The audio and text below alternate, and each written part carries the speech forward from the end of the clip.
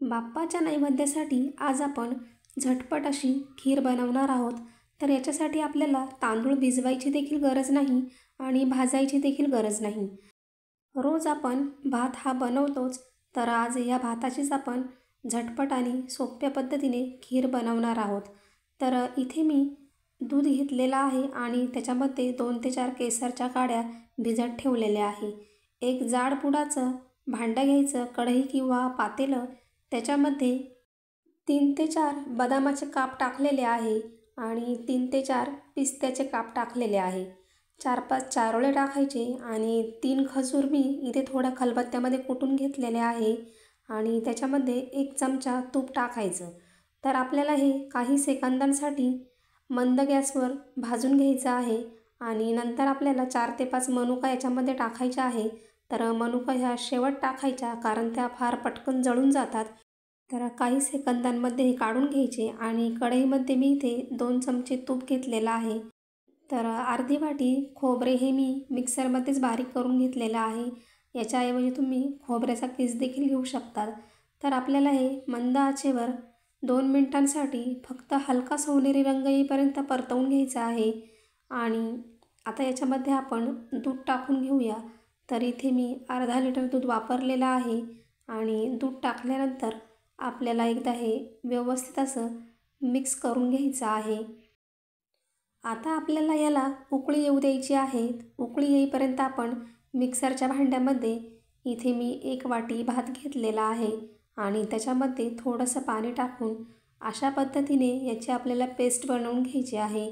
तर ही पेस्ट घट्ट आहे आणि जर ही अशीच टाकली तर खिरीमध्ये गठुळ्या तयार होईल. म्हणून आपल्याला याच्यामध्ये पुन्हा अर्धी वाटी पाणी टाकून अशा पद्धतीने ही पेस्ट पातळ करून घ्यायची आहे. म्हणजे अशा पद्धतीने टाकल्यावर आपण दुधात टाकल्यानंतर याच्या गठुळ्या होणार नाहीत. तर तुम्ही बघू शकता ह्या पद्धतीने मी पातळ केलेले आहे.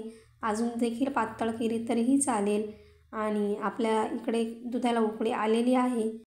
तर 2 मिनटं झालेले आहे दूध उकळून आणि आपण याच्यामध्ये आता ही पेस्ट टाकून घ्यायची आहे आणि व्यवस्थित असं मिक्स करून घ्यायचं आहे. म्हणजे एखादी गठुळी जरी राहिली तरी व्यवस्थित फुटल्या जाईल. आणि आपल्याला हे पुन्हा 2 ते 3 मिनिटांसाठी उकळून घ्यायचं आहे. तुम्हाला जर खीर जास्त घट्ट आवडत असेल तर तुम्ही 1.5 वाटी भात घ्या. आता इथे आपण साखर टाकून घेऊया. तर अर्धा कप साखर टाकलेली आहे. गोड तुम्ही तुमच्या आवडीनुसार कमी जास्त करू शकता. आणि आता आपल्याला हे असं व्यवस्थित चमच्याने ढवळून घ्यायचं आहे, म्हणजे साखर ही व्यवस्थित विरघळल्या जाईल.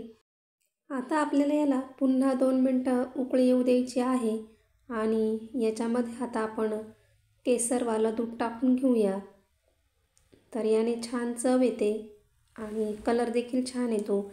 तर आता याच्यामध्ये वेलची पावडर टाकून घेऊया आणि पुन्हा एकदा मिक्स करून इथे मी थोडंसं जायफळ देखील किसून टाकलेलं आहे. तुम्हाला आवडत असेल तर टाका, नाही टाकलं तरीही चालेल. आणि आता एकदा पुन्हा हे मिक्स करून घेऊया आणि जे आपण सुरुवातीला ड्रायफ्रूट्स तळलेले होते ते टाकून घ्यायचे.